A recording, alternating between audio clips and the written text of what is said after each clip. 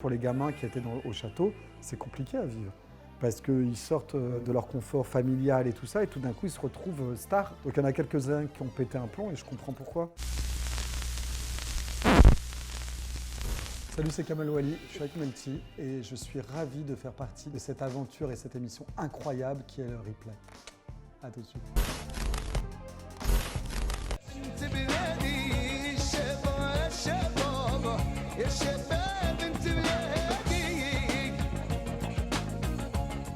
Le clip de Khaled Yesheba, c'est un super souvenir. Je passe le casting et j'entends qu'ils cherchent un petit garçon et une petite fille. Et je leur dis, ah mais moi je peux prendre mon neveu et ma nièce. Ils font, montre-nous des photos et tout ça. Du coup, ils ont été assez séduits par eux deux. Et du coup, c'est un clip familial. Donc c'est plutôt marrant. J'ai beaucoup bossé avec Khaled. Je relève que j'avais encore les cheveux longs. On m'appelait l'Indien. J'ai énormément bossé avec cette couple-là. Je dansais beaucoup. Je faisais aussi les défilés, notamment pour Lévis, pour Gauthier, pour plein de gens. J'ai fait plein de trucs. C'était marrant. Et à chaque fois, j'avais des coupes incroyables. À l'époque où j'ai fait ce clip vidéo de Khaled, on était, on va dire une quinzaine de danseurs à Paris. On faisait tout. On faisait 2 émissions de télé dans la journée, on faisait un clip, on faisait une pub. C'était comme ça un peu tout le temps. On avait beaucoup de chance. Je bossais à cette période beaucoup avec les ballets de Reda. Je voyageais déjà pas mal. Je crois que l'une de mes premières émissions que j'ai chorégraphiées, c'était une émission pour Dance Machine. Il y avait Maria Carey qui était là aussi sur la même émission, qui passait juste après nous. Donc elle a vu en fait ce que moi j'avais proposé et qui a demandé mais qui a fait les chorégraphies. J'avais à peine 16 ans. Et son manager vient me voir et me dit bon il paraît que c'est toi qui as fait la chorégraphie, Maria Carey veut te rencontrer dans sa loge. Donc là moi j'y crois pas trop et je dis ouais super. Donc je vais quand même dans la loge et elle me dit ah mais c'est toi le chorégraphe mais t'es tout jeune et tout ça, nanana, ça serait bien qu'on bosse ensemble. Puis plus jamais de nouvelles. Donc là très énervé. Et je crois 1 an et demi après, je reçois un coup de fil. On veut te faire venir à New York pour faire une chorégraphie pour Maria Carey. Et la première fois que j'ai pris l'avion, c'était en business et c'était pour aller faire une chorégraphie pour Maria Carey.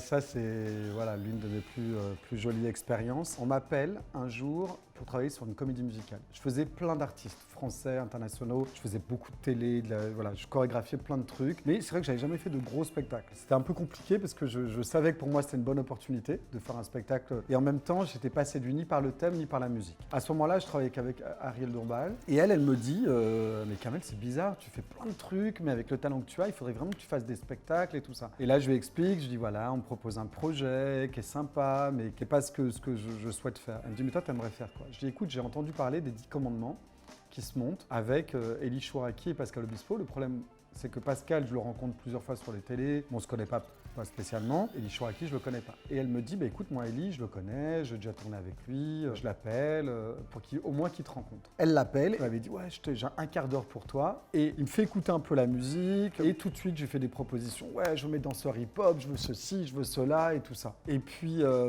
dès le lendemain matin, il y a Elie qui m'appelle et il me dit, t'as le job. En fait, j'ai eu le job sans même qu'il voit mon travail. Voilà. Ça s'est fait comme ça. Et après, la petite anecdote qui est assez rigolote. J'auditionne les danseurs, je prends plein de danseurs hip-hop. Je suis l'un des premiers à avoir pris des danseurs hip-hop sur un spectacle en France. Je suis même pas, honnêtement, allez, je veux le dire, je me le raconte un peu.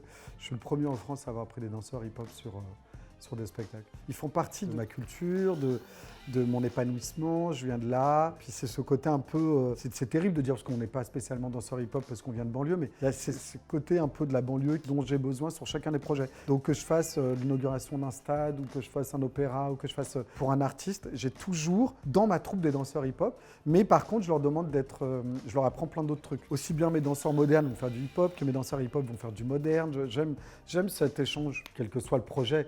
On ne sait jamais qu'est-ce qui va fonctionner. Et c'est vrai que les 10 commandements, ça a été... on avait un super thème, il y avait une très belle bande musicale, la troupe était magnifique, les chanteurs étaient magnifiques, les danseurs étaient magnifiques. Mais on ne sait jamais ce qui va fonctionner ou pas. Après, ce succès-là, et qui a été aussi un succès international, ça nous a tous dépassés et en même temps, c'est extraordinaire. Il y a un tour de magie. Ciao. Donc en fait, toi, la première apparition, ça sera par un tour de magie. Tu vas Tu vas apparaître. Yes. Voilà. Je vais être dans un tour de magie. La Starac. La Starac, pour moi, c'est 8 ans de bonheur. C'est extraordinaire. Je me suis éclaté. C'est vrai que quand j'y suis allé, je n'ai pas du tout pensé à notoriété populaire. Je m'y attendais même pas. Je ne savais même pas. Puis de toute façon, personne. C'était l'une des premières émissions. On ne savait pas trop où on allait. En plus, on pensait que nous, les profs, on allait vraiment être en second plan. Que le premier plan, ça va être les jeunes artistes qui étaient au château. Et c'est vrai que moi, dès le premier prime, dans la rue, il s'est passé vraiment un truc. C'était Kamel Wally Parsi, je ne comprenais même pas ce qui se passait. Je ne comprenais pas. Mais la chance que j'ai eue, et c'est pourquoi j'ai gardé vraiment une tête sur mes épaules, c'est que j'avais eu beaucoup d'expérience avant. Et c'est vrai que pour eux, pour les gamins qui étaient au château, c'est compliqué à vivre. Parce qu'ils sortent de leur confort familial et tout ça, et tout d'un coup, ils se retrouvent stars. Et c'était chaud parfois. Donc il y en a quelques-uns qui ont pété un plomb, et je comprends pourquoi. C'était un challenge toutes les semaines. Il fallait faire 5 mises en scène à chaque fois, en essayant d'être le plus étonnant possible. Ce qui était génial, c'était d'avoir de jeunes artistes complètement vierges. Alors il y en avait qui savaient danser, d'autres qui ne savaient pas du tout. Honnêtement, pour les artistes qui étaient dans le château, c'était éprouvant, c'était hyper fatigant. On les sollicitait de 8h du mat jusqu'à 2h du mat, et tous les jours, donc ils étaient épuisés. Donc par moments, il y avait des pétages de plomb et tout ça, mais moi je ne me laissais pas faire parce que je savais que j'avais un truc à présenter le week-end qui suit et qu'il fallait que tout le monde soit au taquet. Donc autant j'étais très bienveillant avec eux, j'étais pas du tout le style à les rabaisser, au contraire. J'étais un petit peu entre guillemets le grand frère, même si parfois j'avais le même âge qu'eux. Moi, ce que j'aimais, l'échange que j'aimais avec eux, c'est qu'on était tous dans le même bateau. On avait un prime à présenter, eux ils avaient une pression parce que où ils restaient la semaine d'après, où ils restaient pas. Et puis moi j'avais aussi une pression parce que j'avais une responsabilité par rapport à ça.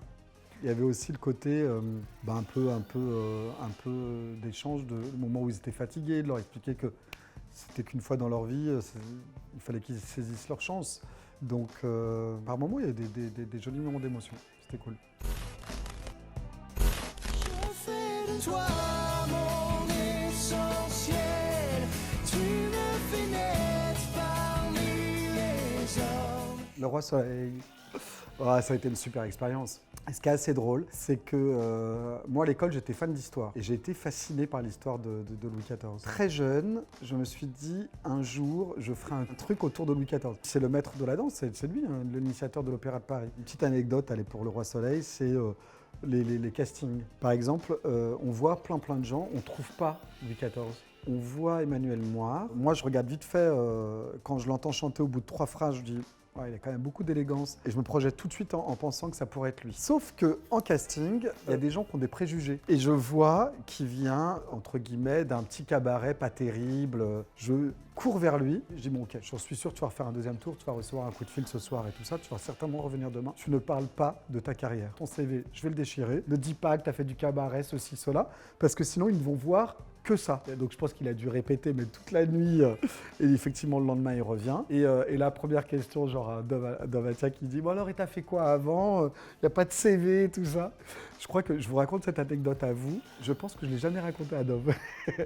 et donc il dit non j'ai rien fait, voilà, il est génial, ah ouais, il est génial et tout. Et finalement il a fait son bonhomme de chemin. Et deuxième petite anecdote pour le casting, et là par contre je suis très content aussi, pour Christophe Maé. Il y a eu un gros problème, c'est que moi je craque complètement sur lui et sa personnalité, Dovatia et Albert Cohen aussi. Par contre la maison de disques, pas du tout. Et l'un des producteurs qui était le groupe Énergie, pas du tout non plus. Énergie, la maison de disques, ils sont pas fans, ils en veulent pas. Je trouve un stratagème, mais moi, c'est lui et c'est personne d'autre. Il me dit, c'est un coup de cœur autant. Je dis, ouais, c'est un coup de cœur. Je dis, écoute, il y a un truc qui est très simple. On dit tout le temps qu'il faut des titres pour le spectacle et des titres pour la radio. Mais ça a vrillé dans ma tête en 2 secondes et demie. C'est très simple. Il y aura des artistes pour la promo et des artistes pour la scène. Et il me dit, non, c'est pas possible.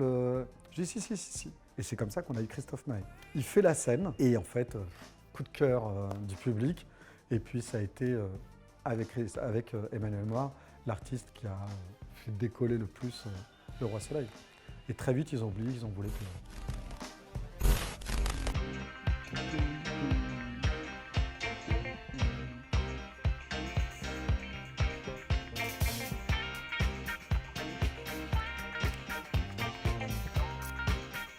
Voilà. Paradis latin, l'oiseau paradis. Ça, c'est mon dernier spectacle. C'était une urgence totale. D'habitude, quand j'écris un spectacle, j'ai entre 2 ans et 1 an et demi de travail, d'écriture avec les décorateurs, les costumiers, avec tout le monde, même techniquement, voir ce qui est possible ou pas. C'est que là, le vrai challenge, c'est qu'ils m'ont dit dans 4 mois, il faut être sur scène. Franchement, on bossait, j'ai pas compté le nombre d'heures, mais on commençait à 8h du mat et à 4h du mat, on était encore en train de s'envoyer des messages ou de se voir ou de faire des réunions. De toute façon, si c'était pas comme ça, c'était impossible de livrer le spectacle. Voilà, ça a été un moment intense de création et en même temps, on s'est éclaté. Iris Montenard, c'est chouette de travailler avec elle parce que à la base, elle est ni danseuse ni chanteuse, mais c'est pas ce que j'attends de toute façon d'une meneuse de revue, que ce soit au Paradis Latin ou ailleurs. Pour moi, une meneuse de revue, c'est quelqu'un qui doit avoir un truc en plus. Elle capte la lumière comme les autres ne la captent pas. Elle a une magie, elle a une sensualité, elle a quelque chose de naturel qui ne se travaille pas, qui est un acquis. Et ce qui est génial, c'est que c'est vrai que moi, quand j'ai commencé ma carrière, je ne savais pas du tout ce qui allait se passer. Je n'avais pas forcément d'exemple. Donc pour moi, quand j'ai commencé la danse, je pensais que j'allais être prof de danse et remplacer ma prof et rester à Saint-Denis, voilà, et donner des cours. Et pourquoi pas, j'aurais peut-être été très heureux comme ça. Il s'est passé plein de choses, j'ai eu des rencontres extraordinaires. Je me suis éclaté, j'ai fait le tour du monde. Mais en même temps, tout ça, c'est ce qui s'est passé. Moi, ce qui m'intéresse, c'est ce qui va se passer. Work in progress.